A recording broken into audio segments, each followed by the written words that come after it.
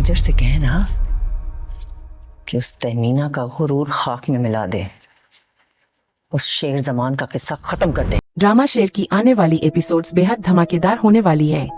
फजर आखिरकार शेर को वहां से भगाने में कामयाब हो जाती है, लेकिन इसके ही फजर और तहमीना को भी एक बड़ा झटका लगने वाला है।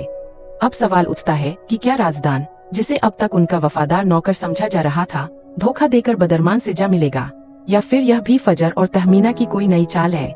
तहमीना एक खास चाबी समराह के जरिए फजर तक पहुंचाती है, जो उस घर की चाबी है जिसके बारे में सिर्फ तहमीना, फजर और अब राजदान जानता है। फजर पानी देने के बहाने शेर के कमरे में जाती है और बताती है कि जैसे ही लाइट डिम होगी पिछला दरवाजा खुला मिलेगा। शेर को सीधा सफेद गाड़ी की डिक्की में छुप जाना है, जो उसकी अपनी गाड़ी है। वह ताकीद करती है कि कोई भी गलती न हो, क्योंकि जैसे ही बिजली जाएगी कैमरे बंद हो जाएंगे और यही उसका इशारा होगा। फजर बाहर आकर सिक्योरिटी गार्ड को इशारा करती है और गार्ड बिजली की लाइन काट देता है। अंधेरा होते ही शेर भागकर डिक्की में छुप जाता है और फजर बिना किसी को भनक लगे उसे वहां से निकाल ले जाती है। इसके बाद फजर राजदान को लेकर उस सीक्रेट घर तक जाती है जहां शेर का इलाज शुरू होना है। वहां फजर शेर से कहती है कि उसे अब अपना हुलिया बदलना होगा, नहाना है, बाल कटवाने हैं और फिर इलाज शुरू होगा। शेर अपनी हालत सुधारता है, बाल कटवाता है और तैयार होकर बाहर आता है।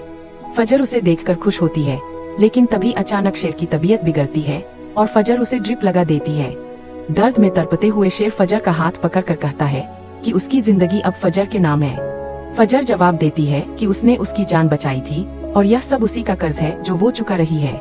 फजर तय करती है कि अब शेर यही रहेगा और वह समय पर दवाइयाँ देने आएगी। उधर जब बिजली वापस आती है तो सबको पता चलता है कि शेर कमरे में नहीं है। डॉक्टर घबरा जाता है और रंगून वाला को खबर देता है कि शेर गायब है। पूरा असाइलम छान मारा जाता है, लेकिन कोई सुराग नहीं मिलता।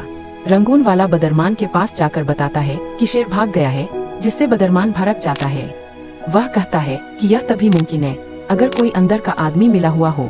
अब शेर एक आजाद शेर बन चुका है और आजाद शेर सबसे खतरनाक होता है। बदर तय करता है कि उसे हर हाल में ढूंढना होगा और तहमीना से इस तरह बात करनी होगी कि शक उस पर न जाए। वह अखबार में इश्तहार छपवाता है कि शेर असाइलम से भाग चुका है और जिसने भी देखा हो खबर दे। जब यह खबर मलिक हाउस पहुंचती है तो सब जश्न मनाते हैं। सुजात कहता है कि अच्छा हुआ शेर को नहीं मारा, अब वो खुद ही मर जाएगा और उनकी जान भी बच गई। फजर झूठमूठ हैरानी जताती है कि शेर भाग गया। उसकी इस मासूमियत पर सुजात उसे माफ कर देता है, मगर असली खतरा अभी बाकी है। अगर शेर जिंदा रहा और ठीक हो गया तो वो न सिर्फ बदरमान बल्कि फेहेद और आदत को भी बेनकाब कर देगा।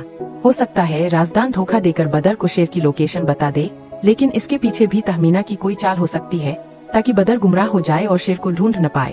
अब जो कुछ भी होगा वो फजर और शेर के रिश्ते की नई शुरुआत का इशारा है।